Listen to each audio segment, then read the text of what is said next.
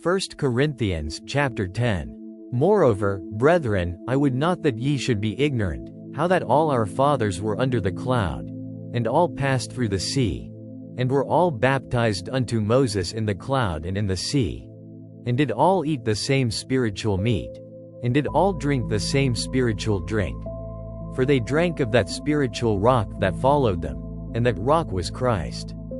But with many of them God was not well pleased, for they were overthrown in the wilderness. Now these things were our examples, to the intent we should not lust after evil things, as they also lusted. Neither be ye idolaters, as were some of them. As it is written, the people sat down to eat and drink, and rose up to play.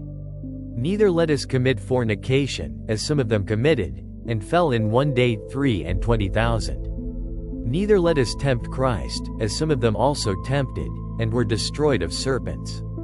Neither murmur ye, as some of them also murmured, and were destroyed of the destroyer. Now all these things happened unto them for ensamples, and they are written for our admonition, upon whom the ends of the world are come.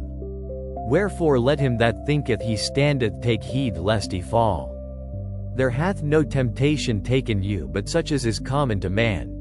But God is faithful, who will not suffer you to be tempted above that ye are able, but will with the temptation also make a way to escape, that ye may be able to bear it.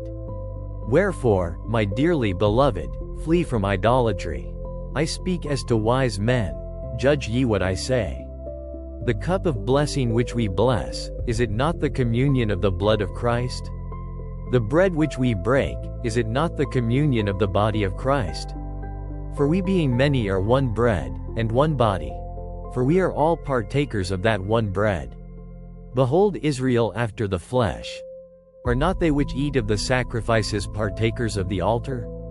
What say I then? That the idol is anything, or that which is offered in sacrifice to idols is anything? But I say, that the things which the Gentiles sacrifice, they sacrifice to devils, and not to God. And I would not that ye should have fellowship with devils. Ye cannot drink the cup of the Lord, and the cup of devils. Ye cannot be partakers of the Lord's table, and of the table of devils. Do we provoke the Lord to jealousy? Are we stronger than he? All things are lawful for me, but all things are not expedient. All things are lawful for me, but all things edify not. Let no man seek his own, but every man another's wealth.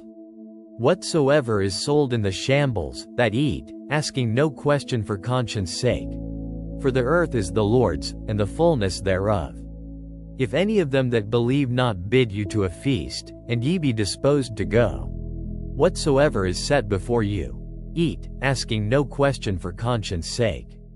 But if any man say unto you, this is offered in sacrifice unto idols, eat not for his sake that showed it, and for conscience sake. For the earth is the Lord's, and the fullness thereof. Conscience, I say, not thine own, but of the other. For why is my liberty judged of another man's conscience? For if I by grace be a partaker, why am I evil spoken of for that for which I give thanks? Whether therefore ye eat, or drink, or whatsoever ye do, do all to the glory of God. Give none offense, neither to the Jews, nor to the Gentiles, nor to the church of God. Even as I please all men in all things, not seeking mine own profit, but the profit of many, that they may be saved. First Corinthians chapter 11. Be ye followers of me, even as I also am of Christ. Now I praise you, brethren, that ye remember me in all things, and keep the ordinances, as I delivered them to you. But I would have you know, that the head of every man is Christ, and the head of the woman is the man, and the head of Christ is God. Every man praying or prophesying, having his head covered, dishonoreth his head. But every woman that prayeth or prophesieth with her head uncovered dishonoreth her head. For that is even all one as if she were shaven. For if the woman be not covered, let her also be shorn. But if it be a shame for a woman to be shorn or shaven, let her be covered. For a man indeed ought not to cover his head, forasmuch as he is the image and glory of God. But the woman is the glory of the man. For the man is not of the woman, but the woman of the man. Neither was the man created for the woman, but the woman for the man. For this cause ought the woman to have power on her head because of the angels. Nevertheless, neither is the man without the woman, neither the woman without the man, in the Lord. For as the woman is of the man, even so is the man also by the woman, but all things of God. Judge in yourselves. Is it comely that a woman pray unto God uncovered? Doth not even nature itself teach you, that, if a man have long hair, it is a shame unto him? But if a woman have long hair, it is a glory to her, for her hair is given her for a covering. But if any man seem to be contentious, we have no such custom, neither the churches of God. Now in this that I declare unto you I praise you not, that ye come together not for the better, but for the worse. For first of all, when ye come together in the church, I hear that there be divisions among you, and I partly believe it. For there must be also heresies among you, that they which are approved may be made manifest among you. When ye come together therefore into one place, this is not to eat the Lord's Supper. For in eating every one taketh before other his own supper, and one is hungry, and another is drunken. What? Have ye not houses to eat and to drink in? Or despise ye the church of God, and shame them that have not? What shall I say to you? Shall I praise you in this? I praise you not. For I have received of the Lord that which also I delivered unto you, that the Lord Jesus the same night in which he was betrayed took bread. And when he had given thanks, he brake it, and said, Take, eat. This is my body, which is broken for you. This do in remembrance of me. After the same manner also he took the cup, when he had supped, saying, This cup is the New Testament in my blood. This do ye, as oft as ye drink it, in remembrance of me. For as often as ye eat this bread, and drink this cup, ye do show the Lord's death till he come. Wherefore whosoever shall eat this bread, and drink this cup of the Lord, unworthily, shall be guilty of the body and blood of the Lord. But let a man examine himself, and so let him eat of that bread, and drink of that cup. For he that eateth and drinketh unworthily, eateth and drinketh damnation to himself, not discerning the Lord's body. For this cause many are weak and sickly among you, and many sleep. For if we would judge ourselves, we should not be judged. But when we are judged, we are chastened of the Lord, that we should not be condemned with the world. Wherefore, my brethren, when ye come together to eat, tarry one for another. And if any man hunger, let him eat at home, that ye come not together unto condemnation. And the rest will I set in order when I come. 1 Corinthians chapter 12. Now concerning spiritual gifts, brethren, I would not have you ignorant. Ye know that ye were Gentiles, carried away unto these dumb idols, even as ye were led.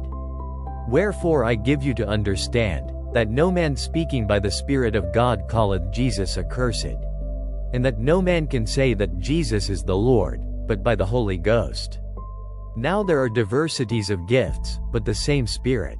And there are differences of administrations, but the same Lord. And there are diversities of operations, but it is the same God which worketh all in all. But the manifestation of the Spirit is given to every man to profit withal.